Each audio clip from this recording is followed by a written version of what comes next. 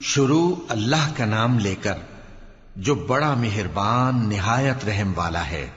طاسین، یہ قرآن یعنی کتاب روشن کی آیتیں ہیں، مومنوں کے لیے ہدایت اور بشارت ہے، وہ جو نماز پڑھتے اور زکوٰۃ دیتے ہیں اور وہ آخرت کا بھی یقین رکھتے ہیں۔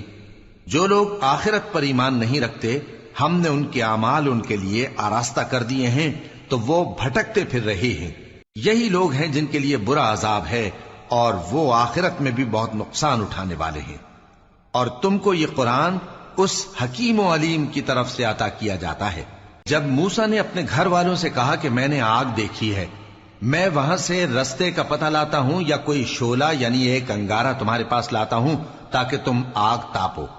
جب موسیٰ اس کے پاس آئے تو ندا آئی کہ وہ جو آگ میں تجلی دکھاتا ہے بابرکت ہے اور وہ جو آگ کے ارد گرد ہے، اور اللہ جو تمام عالم کا پروردگار ہے پاک ہے۔ اے موسیٰ، میں اللہ ہوں، عزت والا، حکمت والا، اور اپنی لاٹھی ڈال دو۔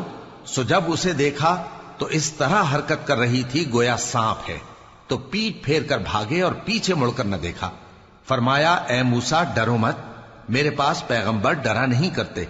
ہاں، جس نے ظلم کیا پھر برائی کے بعد اسے نیکی سے بدل دیا تو میں بخشنے والا مہربان ہوں۔ اور اپنا ہاتھ اپنے گریبان میں ڈالو، بے عیب سفید و روشن نکلے گا۔ ان 2 معجزوں کے ساتھ جو 9 معجزوں میں داخل ہیں فرعون اور اس کی قوم کے پاس جاؤ کہ وہ بدکردار لوگ ہیں۔ پھر جب ان کے پاس ہماری روشن نشانیاں پہنچیں تو کہنے لگے یہ کھلا جادو ہے، اور بے انصافی اور غرور سے ان کو ماننے سے انکار کیا، جبکہ ان کے دل ان کو مان چکے تھے۔ سو دیکھ لو کہ فساد کرنے والوں کا انجام کیسا ہوا۔ اور ہم نے داؤد اور سلیمان کو علم بخشا، اور انہوں نے کہا کہ اللہ کا شکر ہے جس نے ہمیں اپنے بہت سے مومن بندوں پر فضیلت دی۔ اور سلیمان داؤد کے قائم مقام ہوئے اور کہنے لگے کہ لوگوں، ہمیں اللہ کی طرف سے پرندوں کی بولی سکھائی گئی ہے اور ہر چیز عنایت فرمائی گئی ہے، بے شک یہ اس کا خاص فضل ہے۔ اور سلیمان کے لیے جنوں اور انسانوں اور پرندوں کے لشکر جمع کیے گئے اور پھر ان کی جماعتیں بنائی گئیں، یہاں تک کہ جب چیونٹیوں کے میدان میں پہنچے تو ایک چیونٹی نے کہا کہ چیونٹیوں، اپنے اپنے بلوں میں داخل ہو جاؤ، ایسا نہ ہو کہ سلیمان اور اس کے لشکر تم کو کچل ڈالیں اور ان کو خبر بھی نہ ہو۔ تو وہ اس کی بات سے ہنس پڑے اور کہنے لگے کہ اے پروردگار، مجھے توفیق عنایت کر کہ جو احسان تو نے مجھ پر اور میرے ماں باپ پر کیے ہیں ان کا شکر کروں اور ایسے نیک کام کروں کہ تو ان سے خوش ہو جائے، اور مجھے اپنی رحمت سے اپنے نیک بندوں میں داخل فرما۔ اور جب انہوں نے پرندوں کا جائزہ لیا تو کہنے لگے کیا سبب ہے مجھے ہدہد نظر نہیں آتا؟ کیا کہیں غائب ہو گیا ہے؟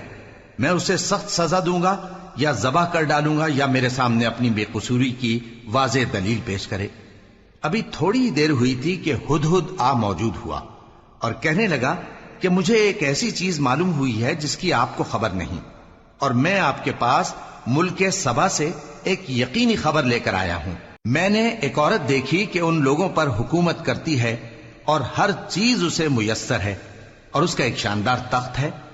میں نے دیکھا کہ وہ اور اس کی قوم اللہ کو چھوڑ کر آفتاب کو سجدہ کرتے ہیں، اور شیطان نے ان کے اعمال انہیں آراستہ کر دکھائے ہیں اور ان کو رستے سے روک رکھا ہے، پس وہ رستے پر نہیں آتے اور نہیں سمجھتے ہیں کہ اللہ کو جو آسمانوں اور زمین میں چھپی چیزوں کو ظاہر کر دیتا اور تمہارے پوشیدہ اور ظاہر اعمال کو جانتا ہے، کیوں سجدہ نہ کریں؟ اللہ کے سوا کوئی عبادت کے لائق نہیں، وہی عرش عظیم کا مالک ہے۔ سلیمان نے کہا اچھا، ہم دیکھیں گے تو نے سچ کہا ہے یا تو جھوٹا ہے۔ یہ میرا خط لے جا اور اسے ان کی طرف ڈال دے، پھر ان کے پاس سے ہٹ جانا اور دیکھنا کہ وہ کیا جواب دیتی ہیں۔ ملکہ نے کہا کہ دربار والوں، مجھ تک ایک نامہ گرامی پہنچایا گیا ہے، وہ سلیمان کی طرف سے ہے، اور مضمون یہ ہے کہ شروع اللہ کا نام لے کر جو بڑا مہربان نہایت رحم والا ہے، بعد اس کے یہ کہ مجھ سے سرکشی نہ کرو اور مطیع و فرما بردار ہو کر میرے پاس چلے آؤ۔ خط سنا کر کہنے لگی کہ اے اہل دربار، میرے اس معاملے میں مجھے مشورہ دو، جب تک کہ تم حاضر نہ ہو اور صلاح نہ دو میں کسی کام کا فیصلہ نہیں کیا کرتی۔ وہ بولے کہ ہم بڑے زوراور اور سخت جنگجو ہیں، اور حکم آپ کے اختیار میں ہے، تو جو حکم دیجیے گا اس کے انجام پر نظر کر لیجئے گا۔ اس نے کہا کہ بادشاہ جب کسی شہر میں داخل ہوتے ہیں تو اس کو تباہ کر دیتے ہیں اور وہاں کے عزت والوں کو ذلیل کر دیا کرتے ہیں، اور اسی طرح یہ بھی کریں گے، اور میں ان کی طرف کچھ تحفہ بھیجتی ہوں اور دیکھتی ہوں کہ قاصد کیا جواب لاتے ہیں۔ پس جب قاصد سلیمان کے پاس پہنچا تو سلیمان نے کہا، کیا تم مجھے مال سے مدد دینا چاہتے ہو؟ سو جو کچھ اللہ نے مجھے عطا فرمایا ہے وہ اس سے کہیں بہتر ہے جو تمہیں دیا ہے۔ حقیقت یہ ہے کہ اپنے تحفے سے تم ہی خوش ہوتے ہوگے۔ ان کے پاس واپس جاؤ، اب ہم ان پر ایسے لشکر لے کر حملہ کریں گے جن کے مقابلے کی ان میں طاقت نہ ہوگی، اور ان کو وہاں سے بے عزت کر کے نکال دیں گے اور وہ ذلیل ہوں گے۔ سلیمان نے کہا کہ اے دربار والو، کوئی تم میں ایسا ہے کہ قبل اس کے کہ وہ لوگ فرما بردار ہو کر ہمارے پاس آئیں، ملکہ کا تخت میرے پاس لے آئے؟ جنات میں سے ایک قوی ہیکل جن نے کہا کہ قبل اس کے کہ آپ اپنی جگہ سے اٹھیں میں اس کو آپ کے پاس لا حاضر کرتا ہوں، اور مجھے اس پر قدرت بھی حاصل ہے اور امانت دار بھی ہوں۔ ایک شخص جس کو کتاب الہی کا علم تھا کہنے لگا کہ میں آپ کی آنکھ کے جھپکنے سے پہلے پہلے اسے آپ کے پاس حاضر کیے دیتا ہوں۔ جب سلیمان نے تخت کو اپنے پاس رکھا ہوا دیکھا تو کہا کہ یہ میرے پروردگار کا فضل ہے تاکہ مجھے آزمائے کہ میں شکر کرتا ہوں یا کفران نعمت کرتا ہوں، اور جو شکر کرتا ہے تو اپنے ہی فائدے کے لیے شکر کرتا ہے، اور جو ناشکری کرتا ہے تو میرا پروردگار بے نیاز ہے، کرم کرنے والا ہے۔ سلیمان نے کہا کہ ملکہ کے امتحان عقل کے لیے اس کے تخت کی صورت بدل دو، دیکھیں کہ وہ سوج رکھتی ہے یا ان لوگوں میں سے ہے جو سوج نہیں رکھتے۔ پھر جب وہ آ پہنچی تو پوچھا گیا کہ کیا آپ کا تخت بھی اسی طرح کا ہے؟ اس نے کہا کہ یہ تو گویا ہو بہو وہی ہے، اور ہم کو اس سے پہلے ہی سلیمان کی عظمت و شان کا علم ہو گیا تھا، اور ہم فرما بردار ہیں۔ اور وہ جو اللہ کے سوا دوسروں کی پرستش کرتی تھی، سلیمان نے اس کو اس سے منع کیا کہ وہ کافروں میں سے تھی۔ اس کے بعد اس سے کہا گیا کہ محل میں چلیے۔ جب اس نے اس کے فرش کو دیکھا تو اسے پانی کا حوض سمجھا اور کپڑا اٹھا کر اپنی پنڈلیاں کھول دی۔ سلیمان نے کہا، یہ ایسا محل ہے جس کے نیچے بھی شیشے جڑے ہوئے ہیں۔ وہ بول اٹھی کہ پروردگار، میں اپنے آپ پر ظلم کرتی رہی تھی، اور اب میں سلیمان کے ساتھ اللہ رب العالمین پر ایمان لاتی ہوں۔ اور ہم نے سمود کی طرف ان کے بھائی صالح کو بھیجا کہ اللہ کی عبادت کرو، تو وہ دو فریق ہو کر آپس میں جھگڑنے لگے۔ صالح نے کہا کہ اے قوم، تم بھلائی سے پہلے برائی کے لیے کیوں جلدی کرتے ہو، اور اللہ سے بخشش کیوں نہیں مانگتے تاکہ تم پر رحم کیا جائے؟ وہ کہنے لگے کہ تم اور تمہارے ساتھی ہمارے لیے برا شگون ہیں۔ صالح نے کہا کہ تمہاری بدشگونی اللہ کے پاس ہے، بلکہ تم ایسے لوگ ہو جن کی آزمائش کی جاتی ہے۔ اور شہر میں 9 شخص تھے جو ملک میں فساد کیا کرتے تھے اور اصلاح سے کام نہیں لیتے تھے۔ کہنے لگے کہ اللہ کی قسم کھاؤ کہ ہم رات کو اس پر اور اس کے گھر والوں پر شبخون ماریں گے، پھر اس کے وارثوں سے کہہ دیں گے کہ ہم تو اس کے گھر والوں کے موقع ہلاکت پر تھے ہی نہیں، اور ہم سچ کہتے ہیں۔ اور وہ ایک چال چلے، اور ہم نے بھی ایک تدبیر کی، اور ان کو کچھ خبر نہ ہوئی۔ تو دیکھ لو کہ ان کی چال کا انجام کیسا ہوا۔ ہم نے ان کو اور ان کی قوم سب کو ہلاک کر ڈالا۔ اب ان کے یہ گھر ان کے ظلم کے سبب تلپٹ پڑے ہیں۔ جو لوگ علم رکھتے ہیں ان کے لیے اس میں نشانی ہے، اور جو لوگ ایمان لائے اور ڈرتے تھے ان کو ہم نے نجات دی۔ اور لوط کو یاد کرو جب انہوں نے اپنی قوم سے کہا کہ تم بے حیائی کے کام کیوں کرتے ہو جبکہ تم دیکھتے ہو؟ کیا تم عورتوں کو چھوڑ کر لذت حاصل کرنے کے لیے مردوں کی طرف مائل ہوتے ہو؟ حقیقت یہ ہے کہ تم احمق لوگ ہو۔ تو ان کی قوم کے لوگ بولے تو یہ بولے، اور اس کے سوا ان کا کچھ جواب نہ تھا کہ لوط کے گھر والوں کو اپنے شہر سے نکال دو، یہ لوگ پاک بننا چاہتے ہیں۔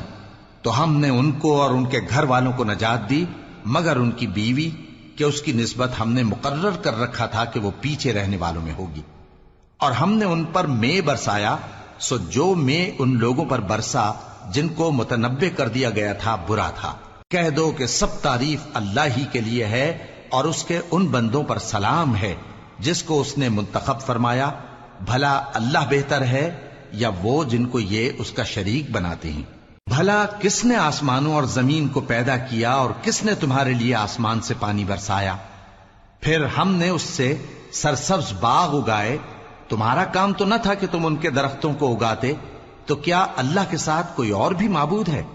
ہرگز نہیں، بلکہ یہ لوگ رستے سے الگ ہو رہے ہیں۔ بھلا کس نے زمین کو قرارگاہ بنایا اور اس کے بیچ نہریں بنائیں اور اس کے لیے پہاڑ بنائے، اور کس نے دو دریاؤں کے بیچ اوٹ بنائی؟ یہ سب کچھ اللہ نے بنایا، تو کیا اللہ کے ساتھ کوئی اور معبود بھی ہے؟ ہرگز نہیں، بلکہ ان میں اکثر علم نہیں رکھتے۔ بھلا کون بے قرار کی التجا قبول کرتا ہے جب وہ اس سے دعا کرتا ہے، اور کون اس کی تکلیف کو دور کرتا ہے، اور کون تم کو زمین میں اگلوں کا جانشین بناتا ہے؟ یہ سب کچھ اللہ کرتا ہے، تو کیا اللہ کے ساتھ کوئی اور معبود بھی ہے؟ ہرگز نہیں، مگر تم بہت کم غور کرتے ہو۔ بھلا کون تم کو جنگل اور دریا کے اندھیروں میں رستہ بتاتا، اور کون ہواؤں کو اپنی رحمت کے آگے خوشخبری بنا کر بھیجتا ہے؟ یہ سب کچھ اللہ کرتا ہے، تو کیا اللہ کے ساتھ کوئی اور معبود بھی ہے؟ ہرگز نہیں۔ یہ لوگ جو شرک کرتے ہیں، اللہ کی شان اس سے بلند ہے۔ بھلا کون خلقت کو پہلی بار پیدا کرتا پھر اس کو دوبارہ پیدا کرے گا؟ اور کون تم کو آسمان اور زمین سے رزق دیتا ہے؟ یہ سب کچھ اللہ کرتا ہے، تو کیا اللہ کے ساتھ کوئی اور معبود بھی ہے؟ ہرگز نہیں۔ کہہ دو کہ مشرکو، اگر تم سچے ہو تو دلیل پیش کرو۔ کہہ دو کہ جو لوگ آسمانوں اور زمین میں ہیں اللہ کے سوا غیب کی باتیں نہیں جانتے، اور نہ یہ جانتے ہیں کہ کب زندہ کر کے اٹھائے جائیں گے، بلکہ آخرت کے بارے میں ان کا علم ختم ہو چکا ہے، بلکہ یہ اس کی طرف سے شک میں ہیں، بلکہ یہ اس سے اندھے ہو رہے ہیں۔ اور جو لوگ کافر ہیں کہتے ہیں کہ جب ہم اور ہمارے باپ دادا مٹی ہو جائیں گے تو کیا ہم پھر قبروں سے نکالے جائیں گے؟ یہ وعدہ ہم سے اور ہمارے باپ دادا سے پہلے سے ہوتا چلا آیا ہے، کہاں کا اٹھنا اور کیسی قیامت؟ یہ تو صرف پہلے لوگوں کی کہانیاں ہیں۔ کہہ دو کہ ملک میں چلو پھرو، پھر دیکھو کہ گناہگاروں کا انجام کیا ہوا ہے، اور ان کے حال پر غم نہ کرنا، اور نہ ان چالوں سے جو یہ کر رہے ہیں تنگ دل ہونا۔ اور کہتے ہیں کہ اگر تم سچے ہو تو یہ وعدہ کب پورا ہوگا؟ کہہ دو کہ جس عذاب کے لیے تم جلدی کر رہے ہو شاید اس میں سے کچھ تمہارے نزدیک آ پہنچا ہو، اور تمہارا پروردگار تو لوگوں پر فضل کرنے والا ہے، لیکن ان میں سے اکثر شکر نہیں کرتے۔